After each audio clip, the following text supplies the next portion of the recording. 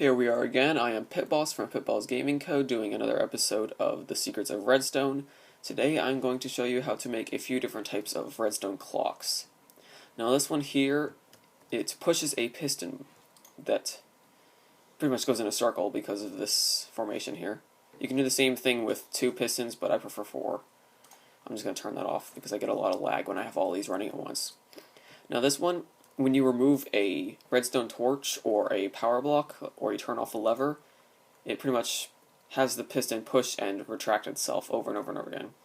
Now you can't do it at 1 tick or 0 ticks because it's just too fast. You have to have it at least 2 ticks, which is still pretty fast, so I usually just leave it here at 3. So once you turn the power back on, it stops. And this one right here is, all these ones are similar in the fact that they just go in a circle. So you need to quickly place and remove a redstone torch or turn on and off a lever really fast, or else it'll just get stuck in a continuous loop. Like if I just leave this here, it'll stay on, but when I place and destroy it really quickly, it goes in a circle. Just going to turn this one off. There's a lot of lag when I have all these going into once. So this one is 3. You can pretty much do this with any amount of repeaters except for 1. You have to have at least 2. So I'm just going to turn that off again. So I'm going to start with this one right here. First you need to make a 2x2 hole in the ground, and you need redstone, you need pistons, you need your placement block, you need redstone dust, and you need a repeater. So you need to dig a 2x2 hole in the ground and put a redstone torch in each one. Then you need to find which way you're going to have your pistons pushed. So I'm going to actually push them this way this time. So you need to space them out like this. It's pretty simple. Now you need to wire it. So you need to have your redstone piston here, not your piston, your repeater here, and you need to have this one here. Yeah, like that. Okay. And you need to wire it like this. I guess you could have that without a piston. No, never mind, you have to have one because it'll just connect with the other dust. So you need to hook it up like so. And just continue the entire pattern the whole time through.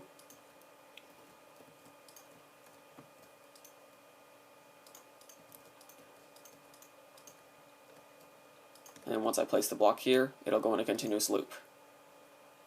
You can always change the time between them by just pressing each, just changing the time on each of these. Like right now they're all set to go for 2 ticks instead. But I'm just going to destroy this. And then replace it. Oh, that's not where I wanted. There we go. Okay, so I'm going to show you this one now. This one is pretty much the easiest, the simplest one to build, except for you need a slime ball if you're on survival. So it's pretty much just place your piston, dig a hole right in front of it, and put a redstone torch there. Now you need to have redstone dust here, here, here, here, and here, and then you need to put a repeater on the back of it. You need to have it, like I said, set for at least 2 ticks, because it'll just keep locking it. So when I place my block here, it'll keep powering and unpowering the piston.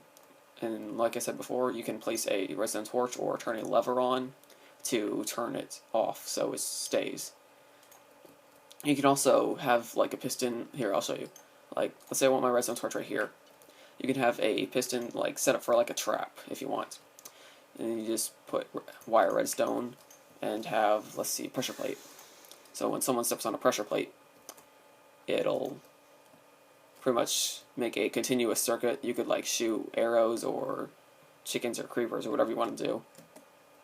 But I'm just gonna turn that off. Actually, let's just put the redstone dust there.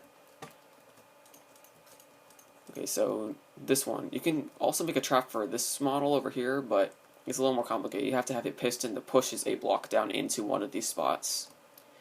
So this one over here, it's pretty much built how it is. It's pretty simple to look at.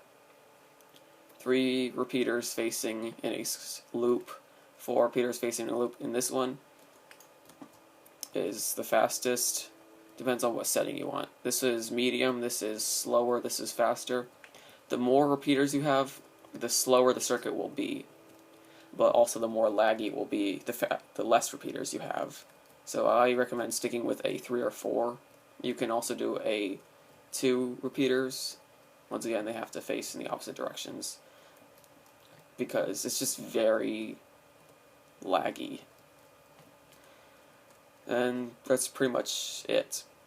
If you have any questions, comments, if you leave a like, I'll be very happy about that. And if this helped you in any way, please tell me. Thank you.